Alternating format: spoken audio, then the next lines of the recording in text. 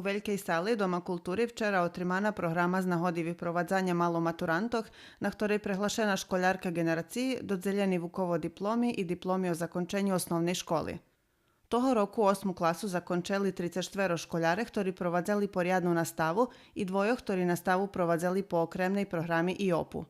Za škoľárku generácii prehlášená Maja Erdeli, a okrem nej Vukovo diplomi dostali ešte i Sofia Seman, Olesja Papuga i Anastazija Naď. Klasní staršinové dvoch oddeleniach boli Maria Balint i Olivera Vinaj, ktorí viedno so z direktorku školy Helenu Pašo Pavlovič uručili diplomy o zakončenej osnovnej školy. Posle programy mali maturanti viedno so svojima nastavnikami preslavili svoj večer u školskej trpezariji. Škoľarom teraz našore maturski ispiti, ktorí budú 17., 18. i 19.